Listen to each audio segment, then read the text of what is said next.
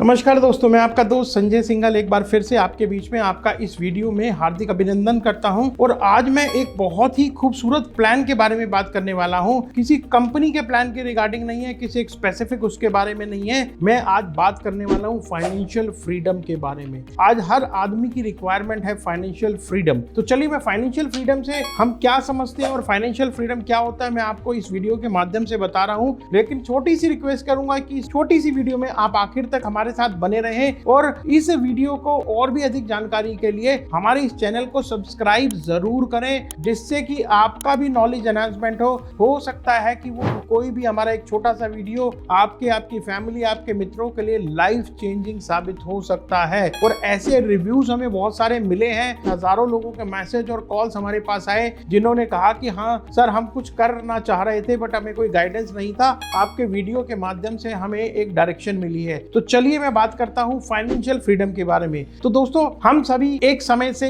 अपना career start करते हैं, कोई जॉब से, कोई बिजनेस से, कोई सेल्फ एम्प्लॉयड अपनी किसी प्रैक्टिस से काम करते हैं। और काम करने के बाद सभी जब तक काम कर रहे हैं उसके बाद में हर आदमी के मन में एक इच्छा होती है कि एक समय ऐसा है कि जब वो अपने आप को फाइनेंशियली फ्री समझे। फाइनेंशियल फ्री मतलब कि जब जो एक्सपेंसेस और जो जिम्मेदारियां आज आप निभा रहे हैं, फ्यूचर में कुछ ऐसा हो कि अगर मैं काम करूं या ना करूं, मेरे वो एक्सपेंसेस और वो मेरी जिम्मेदारियां पूरी होती रहे, तो उसको कहते हैं फाइनेंशियल फ्रीडम। तो फाइनेंशियल फ्रीडम के लिए दोस्तों ये तभी पॉसिबल हो सकता है जब आप अपने अर्निंग वाले पीरियड में, टेन्योर में एक स्पेसिफिक सेविंग करनी शुरू कर दें और उस सेविंग की मैच्योरिटी इतनी हो कि उसके बैंक इंटरेस्ट से आपकी डेली की जो एक्सपेंसेस की रिक्वायरमेंट है या और बहुत सारी नीड है, वो फाइनेंशियल नीड आपकी फुलफिल होती रहे। तो इस फाइनेंशियल फ्रीडम के बारे में आज मैं इस वीडियो के माध्यम से बताऊंगा। लेकिन खाली सेविंग करने से भी पॉसिबल नहीं हो पाता है। सेविंग कितनी करें, कैसे करें और कहां करें, उसके लिए क्या क्या इंस्ट्रूमेंट अवेलेबल हैं, ये चीज बड़ी मैटर करने वाली है। तो मैं आज आपको बहुत अच्छे 11 पॉइंट्स के साथ में बताने वाला हूं कि आप उन कहां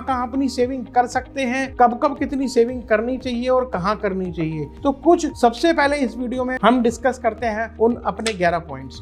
दोस्तों, हम सभी जानते हैं कि सेविंग तो करनी चाहिए, इन्वेस्ट करना चाहिए, लेकिन दो चीजें हैं। एक तो क्या हम सब सेविंग कर रहे हैं, इन्वेस्टमेंट कर रहे हैं, और सेविंग और इन्वेस्टमेंट कर रहे हैं तो क्या हमारी डायरेक्शन सही है, या क्या क्या इंस्ट्रूमेंट मार्केट में अवेलेबल हैं जहां मैं कितने पैसे से क्या चीज कर सकता हूं। तो इन सबको जानने के लिए मैं आपको लेकर चलता हूं कि आपको कितनी स्मार्टली सेविंग करनी चाहिए और कहां पर किस इंस्ट्रूमेंट में कैसे पैसा इन्वेस्ट करना चाहिए कि आपके पैसे की स्मार्टली इन्वेस्टमेंट भी हो और वैल्यू फॉर मनी भी आपको मिल पाए। तो सबसे पहले इस कड़ी में number 1, equity market. Equity market में आप शेयर मार्केट में डायरेक्ट पैसा इन्वेस्ट करके भी पैसा बना सकते हैं। यहाँ पर रिटर्न्स बहुत ज्यादा हाई भी हो सकती है। प्रोडक्ट डिफरेंट मैटर करते हैं इक्विटी मार्केट में। आप कौन सी मार्केट में कौन से प्रोडक्ट में पैसा लगा रहे हैं, इसमें आपके रिटर्न्स भी हाई हैं। तो हाँ दोस्तों, ये भी बताऊंगा कि इसमें लॉसेस के चांसेस भी आपके बने रहते हैं। जितनी हाई रिटर्न्स है उतने हाई रिस्क की भी प्रोबेबिलिटी बनी रहती है। उसके लिए दो चीज का होना जरूरी है। या तो आपको उतनी नॉलेज होना जरूरी है कि मेरे को कब किस शेयर में, किस फंड में, कहां कैसे पैसा लगाना है, ये मेरे को पता होना चाहिए। या फिर हमें किसी ना किसी कंसल्टेंट को हायर करना होगा जो इसी तरीके की सर्विसेज प्रोवाइड करेंगे, आपको समय समय पे गाइडेंस प्रोवाइड करेंगे, जिससे इक्विटी मार्केट में हाई रिटर्न्स के साथ आप हाई पैसा बना सकें और आपकी रिस्क की प्रोबेबिलिटी बहुत कम हो जाए। Number 2, mutual fund. यहाँ पर एसेट और सिक्योरिटी का जो कॉम्बिनेशन कॉर्पस तैयार होता है उसे म्यूचुअल, जैसे नाम से ही पता चलता है, म्यूचुअल फंड। तो म्यूचुअल फंड भी एक इसी तरीके का पोर्टफोलियो है। वो भी पैसा मार्केट में इक्विटी में लगता है, लेकिन उसकी कुछ खासियत होती है कि आपने मान लीजिए एक्स अमाउंट सेव किया, तो वो सेव करके कुछ, अगर आपने 1000 रुपया भी डाला या 1 लाख रुपया डाला, वो आपकी डिफरेंट कंपनीज के फंड में इन्वेस्ट हो जाता है। और उससे क्या होता है, कभी कभी आप एक ही सेक्टर में पैसा लगाते हैं तो कभी कभी डाइवर्सिफाई फंड में भी पैसा लगता है। म्यूचुअल फंड की एक और खासियत है, म्यूचुअल फंड में एक फंड मैनेजर होता है जो बहुत ही एक्सपर्ट पर्सनालिटी होती है, एक क्वालिफाइड पर्सन होते हैं जो आपके पैसे को कब, कहां, कैसे लगाना है, इस चीज को डिसाइड करते हैं। तो म्यूचुअल फंड एक इक्विटी मार्केट ही है, लेकिन उसको एक सेफर साइड अगर एक प्रोडक्ट माना जाए तो म्यूचुअल फंड उसका सेकंड वर्जन है, जहां पर आपके पैसे के लिए एक फंड फंड मैनेजर आपका पैसा डिफरेंट कंपनीज में, डिफरेंट सेगमेंट में या डिफरेंट उसमें लगता है। म्यूचुअल फंड में कई तरीके के फंड होते हैं, डेट फंड भी होते हैं, लॉन्ग टर्म भी फंड होते हैं, शॉर्ट टर्म भी फंड होते हैं। आपको किस तरीके से पैसा लगाना है तो उस तरीके से बॉन्ड फंड में लगाना है, आपकी रिटर्न्स के हिसाब से, आपके ड्यूरेशन के हिसाब से कि कितने टाइम के लिए लगाना है, वो फंड मैनेजर या आपके कंसल्टेंट डिसाइड करते हैं। तो इसमें भी मैं गाइड करूंगा, कभी भी आप जाएं किसी ना किसी कंसल्टेंट के थ्रू अगर आप इन्वेस्ट करेंगे तो बहुत अच्छा रहेगा। उससे आपके पैसे की रिटर्न भी बढ़ती चली जाएगी और रिस्क तो ऑलमोस्ट ना के बराबर ही हो जाएगा। नंबर 3 है एफडी। एफडी यानी कि फिक्स डिपॉजिट। जैसे आप जानते हैं फिक्स डिपॉजिट एक कॉर्पस अमाउंट, जैसे कि पुराने समय से जितने भी हमारे सीनियर हैं, हमारे पेरेंट्स हैं, हमारी फैमिली में जो लोग हैं, वो बहुत टाइम से आपने सुना होगा एफडी में पैसा डाल रहे हैं, एफडी में पैसा डाल रहे हैं, एफडी में पैसा डाल रहे हैं। और बैंकों में एक बहुत बड़ा कॉर्पस एफडी के नाम पे आज भी अवेलेबल है। जो लोग एफडी में पैसा डालते हैं, जो लोग चाहते हैं कि उनके पैसे पे रिस्क भाई बिल्कुल भी ना हो, वो पैसा एफडी में डालते हैं। एफडी की रिटर्न्स कंपैरेटिवली बहुत कम होती है इक्विटी मार्केट से, लेकिन उसमें रिस्क भी ऑलमोस्ट जीरो ही होता है। तो एफडी में बहुत लोग पैसा डालते हैं, गारंटीड पैसा है। एफडी भी 2 तरीके की होती है, एक टैक्सेबल होती है और एक टैक्स फ्री होती है। तो समय समय पर आज के दौर में थोड़ा सा एफडी का चलन कम हो गया है, लोग इक्विटी मार्केट की तरफ में ज्यादा जा रहे हैं। लेकिन मैं किसी प्रोडक्ट को और एक स्पेसिफिकली वो नहीं कर रहा, जितने भी प्रोडक्ट मैं डिस्कस करूंगा वो नीड बेस होंगे। तो आपको एफडी में डालना है, इक्विटी में डालना है, म्यूचुअल फंड में डालना है या अगले 8 प्रोडक्ट्स में डालना है। तो मैं आपको 3 प्रोडक्ट के बारे में बताया, अभी मैं चौथे प्रोडक्ट के बारे में बताता हूँ। चौथा प्रोडक्ट है आरडी, रेकरिंग डिपॉजिट। जैसे एफडी में आप इकट्ठा कॉर्पस एक साथ डालते हैं, आरडी में हर महीने या हर साल एक स्पेसिफिक इंटरवल के बाद रेगुलर आपका पैसा जाता है और वो बैंक में सेव होता चला जाता है। और उसमें एक रिटर्न्स आपकी आज गारंटीड हो जाती है कि इतने साल के लिए पैसा डाला और आपको इतनी रिटर्न मिलेगी, ना उससे ज्यादा मिलेगी ना उससे कम मिलेगी, लेकिन गारंटीड मिलेगी। आपका पैसा रिटर्न ऑन मनी से ज्यादा रिटर्न ऑफ मनी जो मैटर करता है, उसमें क्या है कि ये पैसा जो है आपका गारंटीड है, प्रिंसिपल कहीं नहीं जा सकता, जो कमिटेड अमाउंट है वो कहीं नहीं जा सकता। और आप कितने अमाउंट से भी, आरडी अकाउंट आप 500 रुपए से, 1000 रुपए से, 2000 रुपए से, 2 लाख से, 2 करोड़ से, कितने से भी स्टार्ट करते हैं, वो आपके फाइनेंशियल, आपकी स्ट्रेंथ के ऊपर में मैटर करता है कि कितने से आपने सेविंग करनी है। लेकिन आप बहुत छोटे से अमाउंट से में भी आरडी से सेविंग स्टार्ट कर सकते हैं अपनी। अब बात करते हैं number 5, PPF, public provident fund. जी हाँ, पब्लिक प्रोविडेंट फंड भी सेविंग का एक इंस्ट्रूमेंट है, जहां पर लगभग सालाना रेट ऑफ इंटरेस्ट जो 7% के आसपास रहता है, थोड़ा बहुत कम ज्यादा हो सकता है, लगभग 7% का रहता है। इसका लॉक इन पीरियड थोड़ा लंबा होता है, 15 ईयर्स का लॉक इन पीरियड होता है। और इसमें भी जो मेच्योरिटी आपको मिलने वाली है वो टैक्स फ्री मिलने वाली है। बहुत सारे लोगों का पैसा पब्लिक प्रोविडेंट फंड यानी कि पीपीएफ में आपने बहुत बार सुना होगा कि वो डला हुआ है और गारंटीड सेविंग का इंस्ट्रूमेंट है, जिसमें आपके पैसे को कोई डेंट नहीं लगता है। तो दोस्तों हम अपने छठे पॉइंट पे आते हैं, ईपीएफ यानी कि एम्प्लॉइज प्रोविडेंट फंड। ईपीएफ तो एम्प्लॉइज प्रोविडेंट फंड, जैसा कि पता ही चलता है, एम्प्लॉय यानी कि जो कहीं पर जॉब कर रहा है, बहुत सारी कंपनी में ईपीएफ का पैसा कटता है। ईपीएफ का पैसा भी गारंटीड होता है, लेकिन इसकी कुछ चीजें हैं, इसकी एक खासियत है, इसमें भी लगभग 8% के आसपास की मैं समझता हूँ रिटर्न आती है। लेकिन इसमें एक खासियत और होती है कि मान लीजिए आपकी मंथली सैलरी है 50,000 रुपए, 5,000 रुपए एग्जाम्पल के लिए आपका ईपीएफ का पैसा कटा। जब आपका 5,000 ईपीएफ का पैसा कटता है तो सेम अमाउंट आपका एम्प्लॉयर भी उस पैसे में सेव करता है। दोस्तों तो बहुत बड़ी अपॉर्चुनिटी है, जो लोग जॉब कर रहे हैं, 5,000 आपने सेव किया तो 5,000 का कंट्रीब्यूशन एम्प्लॉयर को डालना होता है, तो आपकी सेविंग में 10,000 रुपया सेव होना शुरू हो गया। इसकी यही खासियत है, but it's only a retirement solution. ये पैसा आपकी रिटायरमेंट पे ही मिलेगा, आपको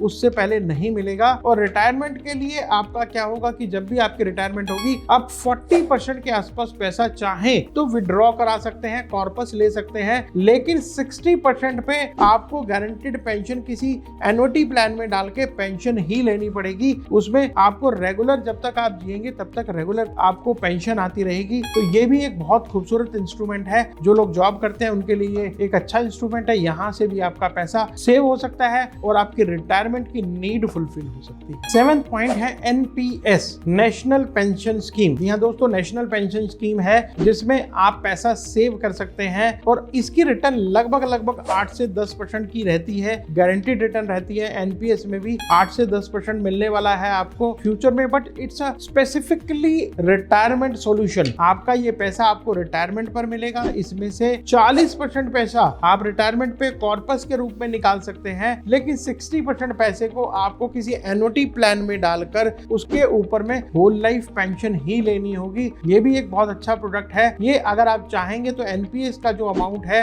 वो जहां तक मैं बताना चाहूंगा कि जहां तक ये है कि वो 1.5 लाख ATC से बाहर एनपीएस में भी आप कुछ अमाउंट सेव कर सकते हैं। इसकी मैच्योरिटी पार्शियली टैक्सेबल है, तो ये भी एक अच्छा इंस्ट्रूमेंट है जहां पर बहुत सारे लोग, बहुत सारे सैलरीड क्लास, बिजनेस क्लास भी बहुत सारे इसमें पैसा डालते हैं। तो बहुत खूबसूरत प्लान ये भी एक है आपके लिए। Number 8, corporate bond. हाँ जी दोस्तों, कॉर्पोरेट बॉन्ड की नॉलेज बहुत ही कम लोगों को होती है, लेकिन बहुत अच्छा प्रोडक्ट है। ये भी 9 से 11% की रिटर्न ये कॉर्पोरेट बॉन्ड देके जाते हैं। बहुत सारी लिमिटेड कंपनीज है जो बैंक से लोन नहीं लेना चाहती हैं और वो शेयर्स के थ्रू भी पैसा नहीं इकट्ठा करना चाहती है, तो वो बॉन्ड रिलीज करती है। वो मार्केट में किसी इंडिविजुअल से या किसी भी इंडिविजुअल के अलावा किसी भी कॉर्पोरेट से या इन्वेस्टर से पैसा लेते हैं और वो उनको कंपनी के बॉन्ड इशू करते हैं। और जब वो बॉन्ड इशू करते हैं तो वो एक गारंटीड रिटर्न और एक स्पेसिफिक पीरियड, इसमें जो पीरियड होता है वो स्पेसिफिक होता है कि इतने टाइम के लिए बॉन्ड इशू हुआ है और उस दौरान रेगुलर ही उस पैसे के ऊपर में एक रिटर्न आती है। जब आप पैसा इस बॉन्ड में इन्वेस्ट करते हैं तो रेगुलर आपका जो भी फिक्स किया गया है उतने टाइम तक उतना इंटरेस्ट आपको आना ही आना है। तो इस प्रोडक्ट में भी, कॉर्पोरेट बॉन्ड में भी आप 9 से 11% की रिटर्न लेकर समय समय पर बहुत अच्छे प्रोडक्ट आते रहते हैं। उसमें किसी भी कंसल्टेंट से कंसल्ट करके पैसा डालें और इसके ऊपर में आप एक गारंटीड रिटर्न बना सकते हैं। कुछ गवर्नमेंट की ऑर्गेनाइजेशंस भी हैं इन फंड को, इन कॉर्पोरेट बॉन्ड्स को रेटिंग भी प्रोवाइड करती हैं। तो कभी भी आप इसको ले तो उन रेटिंग को भी आप चेक कर सकते हैं कि मेरे को कहाँ पैसा डालना है, कहाँ नहीं डालना है। तो इससे एक थोड़ा सा सिक्योरिटी का पॉइंट और ज्यादा स्ट्रांग हो जाता है आपका। 9th नंबर जो कि बहुत ज्यादा चलता आया है हिंदुस्तान में, बहुत सारी फीमेल्स इस पे बहुत ज्यादा इंटरेस्टेड रहती हैं और बहुत लोग इस पे बहुत अच्छा पैसा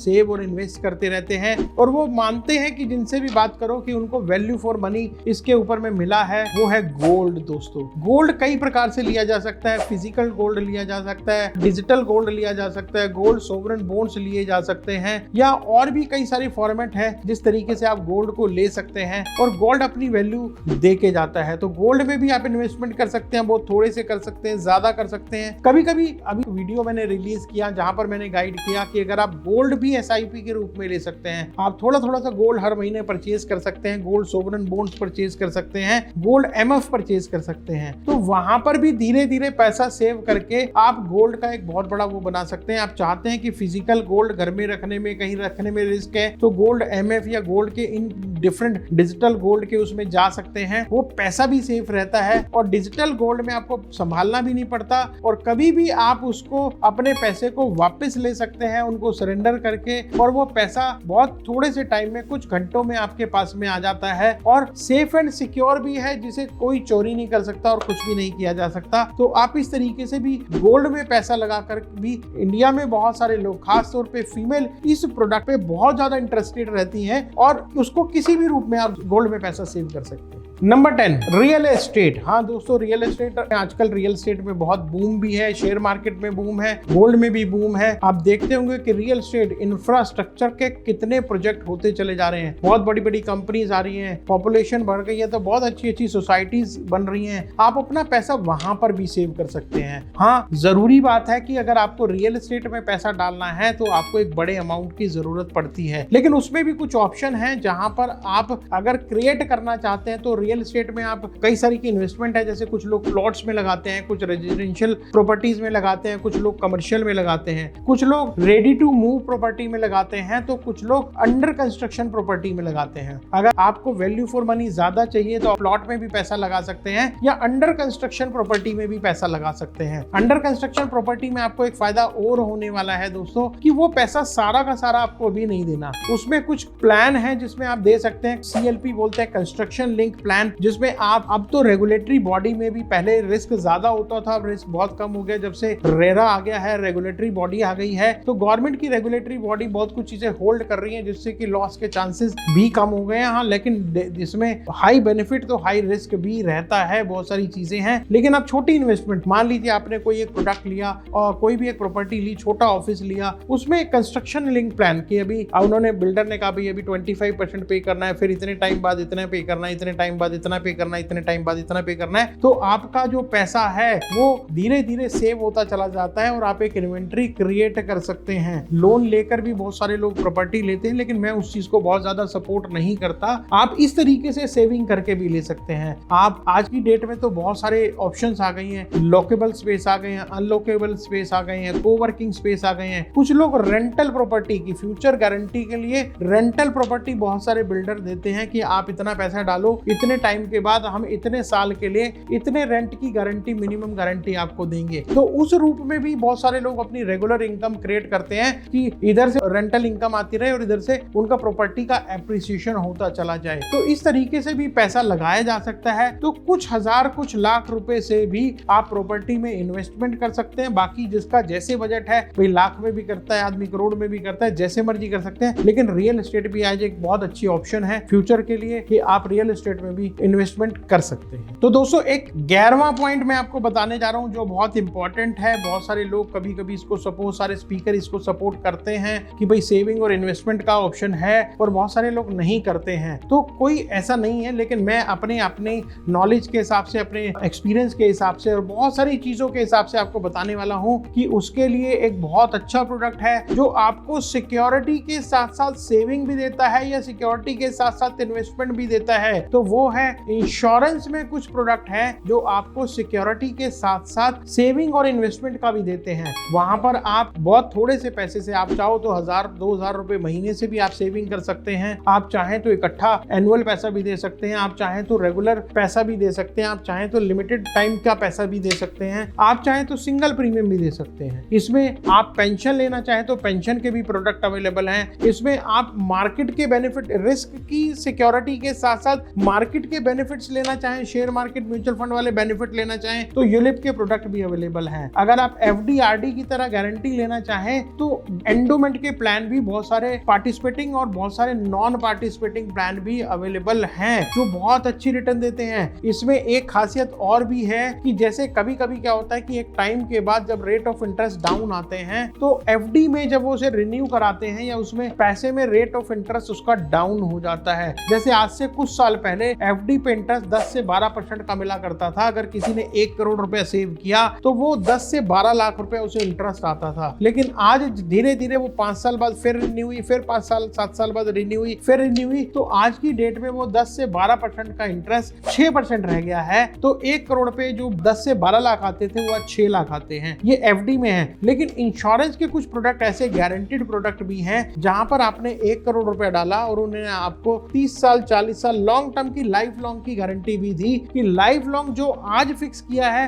मार्केट का इंटरेस्ट रेट कहीं पर भी चला जाए वो उस स्लैब से नीचे नहीं जाएंगे, उससे ऊपर नहीं जाएंगे। मान लीजिए उन्होंने आपको 8% की या 10% की गारंटी दी तो लाइफ लॉन्ग उतना ही आएगा, चाहे इंटरेस्ट रेट 2% 3% हो जाए। तो ये बहुत ही खूबसूरत कुछ प्रोडक्ट ऐसे हैं। कुछ प्रोडक्ट अभी बहुत सारे कंपनी के प्रोडक्ट हैं जहां यूलिप प्लान है जो आपको म्यूचुअल फंड की तरह बहुत हाई रिटर्न्स भी दे रहे हैं, फाइनेंशियल सिक्योरिटीज भी दे रहे हैं, एक्सीडेंटल डेथ बेनिफिट भी दे रहे हैं, एक लिमिट तक पैसा भी टैक्स फ्री आ रहा है या एलटीसीजी वाला टैक्स लग रहा है उनके ऊपर में। और भी कई सारी खूबसूरतियां हैं जैसे कि डिसेबिलिटी का बेनिफिट है, जैसे एक्सीडेंट इन पब्लिक ट्रांसपोर्ट का बेनिफिट है, जैसे कि जो फंड मैनेजमेंट के चार्जेस है एक टाइम के बाद रिफंड कर दिए जाते हैं, जैसे कि कोई मोर्टेलिटी का अगर पैसा कटा है वो भी रिफंड कर दिया जाता है। और वहां पर अगर जैसे म्यूचुअल फंड में स्विचिंग करते हैं तो स्विचिंग के ऊपर में कुछ ना कुछ, क्योंकि पहले पैसा आपको विड्रॉ करना होता है फिर कहीं री इन्वेस्ट करना होता है, यहाँ पर बिल्कुल एक टाइम स्पेसिफिक में लिमिटेड स्विचिंग आप बिना किसी चार्जेस के भी कर सकते हैं। तो कभी कभी ये प्रोडक्ट, बहुत सारे प्रोडक्ट को अगर आप कहें तो प्लेटर के रूप में भी ये प्रोडक्ट काम करता है। तो हमें ये भी किसी अच्छे कंसल्टेंट से नॉलेज लेकर या आप चाहें तो हमारे नीचे लिखे हुए नंबर पे हमें संपर्क करके आप इन प्रोडक्ट्स के बारे में, किसी भी 11 प्रोडक्ट के बारे में हमसे नॉलेज ले सकते हैं, कंसल्ट कर सकते हैं। हम आपको गाइड भी कर सकते हैं, एडवाइस भी कर सकते हैं कि आप किस तरीके से कहां इन्वेस्टमेंट करें, कितनी करें, कैसे करें। अब बहुत ज्यादा डिटेल्ड इस वीडियो में ना बनाकर अगली वीडियो में मैं आपको बताने जा रहा हूं कि आपके पास कब कितना पैसा होना चाहिए, कितना टेन्योर होना चाहिए, तो आपको कहां पैसा लगाना है। तो एक बार फिर से आपके बीच में आपका दोस्त Sanjay Singhal, financial architect and risk management expert, gold medallist और नेशनल यूथ अवार्ड विनर, मैं आपके साथ हूं और लगातार बना रहूंगा। और लगातार आप हमारे वीडियो को सब्सक्राइब करें और इसे देखते रहें, सुनते रहें और खुद को, अपनी फैमिली को, अपने दोस्तों को भी शेयर करें जिससे कि उनका भी नॉलेज एनहांसमेंट हो। Thank you very much. नमस्कार। वंदे मातरम।